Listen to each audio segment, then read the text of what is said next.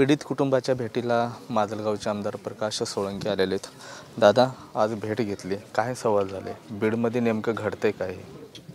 बीडमध्ये मोठ्या प्रमाणामध्ये दहशतीचं वातावरण आहे प्रत्येक ठिकाणी आणि ते करणारे काही ठराविक लोक आहेत, पण त्यांना संरक्षण मिळतंय, प्रशासनाकडून मिळतंय आणि नेतृत्वाकडूनही मिळतंय असं म्हणलं तर काही वावगं ठरणार नाही। त्यामुळं असे प्रकार फार म्हणजे दिवसा धावड्या अपहरण करणं आणि 2-3 तासात त्या माणसाला खलास करून टाकायचं, अतिशय वाईट अवस्थेत त्यांचा मृत्यू झालेला आहे। आणि म्हणून हे प्रकार म्हणजे वाढीला लागलेत। कालच हा प्रकार म्हणजे संपतो ते अपहरणाची केस झाली परळीत दिवसा ढवळ्या आणि त्याला म्हणजे ती खंडणी घेऊनच त्याला सोडण्यात आलं आणि अशा पद्धतीनं हे प्रकार वाढीला लागलेत। हे अतिशय दुर्दैवी आहे। बीड जिल्ह्याच्या दृष्टिकोनातून सर्वसामान्य माणसाला शांतपणे सुरळीत आपलं आयुष्य जगता आलं पाहिजे आणि त्याला अशा दहशतीखाली आणि भीतीखाली त्याचा वावर नसायला पाहिजे, ही आमची भूमिका आहे। पुरोगामी म्हणून या खरं तर या जिल्ह्याची ओळख होती, मात्र 1.5 ते 2 वर्ष झालं या जिल्ह्यामध्ये सामाजिक स्वास्थ्य जो आहे तो बिघडलेला आहे। दहशतीचं वातावरण आहे, सगळे पुढारी सांगतायत। मग हे महाराष्ट्राचं बिहार कोण करते? नाही, महाराष्ट्रात काही ही परिस्थिती असं आपल्याला जाणवणार नाही, परंतु इथं तुम्ही म्हणताय तसं दुर्दैवाने मागच्या लोकसभेच्या निवडणुकीपासून कुठंतरी सामाजिक सलोखा बिघडलेला आहे आणि त्याचा परिणाम आता सर्वसामान्य माणसाला भोगावं लागतात की काय अशी परिस्थिती झालेली आहे। ते खरं म्हणजे सामाजिक सलोखा बिघडू न देण्याची जबाबदारी सर्व राजकीय पक्षाची, सर्व नेते मंडळीची आहे आणि भविष्यकाळात हा सामाजिक सलोखा टिकावा म्हणून जर काही काम झालं नाही तर ह्या परिस्थितीत काही फारसा बदल होणार नाही। म्हणून आम्हालाच कुठेतरी पुढाकार घेऊन सर्व समाजामध्ये सलोखा कसा राहील, जातीजातीमध्ये भांडणं किंवा द्वेष कसा निर्माण होता येणार नाही याची काळजी घ्यावी लागणार आहे। दिवसाढवळ्या एका सरपंचाचं अपहरण होतं, काही तासानंतर त्याची हत्या केली जाते। पोलिसांच्या भूमिकेवर कुठेतरी संशय व्यक्त होतो। नक्कीच पोलीसच याला जबाबदार आहेत। पोलिसांनी आरोपीच्या म्हणजे पहिल्या प्रकरणामध्ये जे काही किरकोळ घटना त्या पवनचक्कीच्या तिथं घडली, त्या ठिकाणी जर योग्य लक्ष दिलं असतं, काळजी घेतली असती तर पुढची घटना टळली असती, परंतु पोलिसांनी त्यांच्या जमानती करून त्यांना सोडून दिलं आणि त्याच्यामुळंच पुढचे आता हे प्रकार झालेला आहे।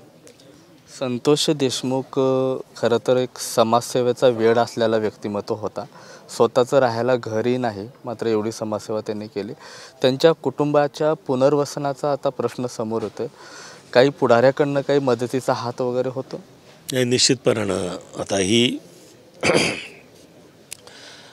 अशा व्यक्तिमत्वाला म्हणजे ज्यांनी कधी स्वार्थ बघितला नाही, ज्यांनी समाजसेवेचा वासा घेतला, अशा माणसाला त्याच्या कुटुंबाला आता उघड्यावर पडण्याची वेळ येणार नाही हे पाहण्याची जबाबदारी आमची आहे आणि आम्ही त्या दृष्टिकोनातून आजच माजलगावला एक बैठक बोलवलेली आहे आणि आम्ही निश्चितपणानं त्यांच्या कुटुंबियांना मोठ्या प्रमाणामध्ये त्यांना कुठलाही कोणापुढेही हात पसरावा लागू नये अशा पद्धतीनं आम्ही मदत करण्याचा त्यांना प्रामाणिकपणाने या ठिकाणी प्रयत्न करणार आहोत। देशमुख खून प्रकरणात आतापर्यंत 3 आरोपींना अटक झाली, 4 आरोपी अद्याप फरारच आहेत। काय आव्हान राहील पोलिसांना किंवा देवेंद्र फडणवीस मुख्यमंत्री आहेत त्यांच्याशी काही संवाद साधून तुम्ही आव्हान करणार? निश्चितच या बाबतीत मी मुख्यमंत्री आणि दोन्ही उपमुख्यमंत्री यांना फोनवर बोलून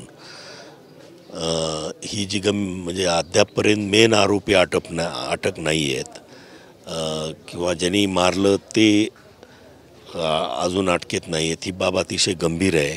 लोकांना 12 तास रस्ता रोको करावा लागल्यानंतर गुन्हे नोंद झाले, ही बाब गंभीर आहे आणि इथली पोलीस प्रशासन हे म्हणजे सगळी कोणाच्या तरी दबावाखाली काम करतो हे स्पष्ट आहे।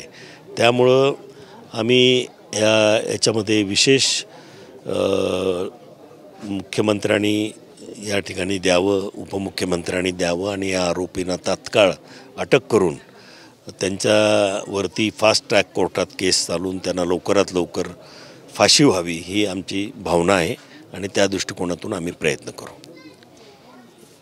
नक्कीच बीड पोलीस कुठेतरी पुढाऱ्यांच्या दबावाला बळी पडून काम करतात. त्यामुळेच मुख्यमंत्री देवेंद्र फडणवीस असतील, उपमुख्यमंत्री एकनाथ शिंदे असतील आणि अजितदादा पवार असतील, या तिघांचीही भेट घेऊन या प्रकरणामध्ये गांभीर्यानं लक्ष घालत फास्ट ट्रॅक कोर्टामध्ये हा खटला चालू करावा अशी मागणी आम्ही करणार असल्याचा दावा आता माजलगावचे आमदार प्रकाश सोळंके यांनी इथं केलेला आहे. कॅमेरा पर्सन हर्षल निकमसह मी महेंद्रकुमार मुधोळकर, TV9 मराठी, बीड.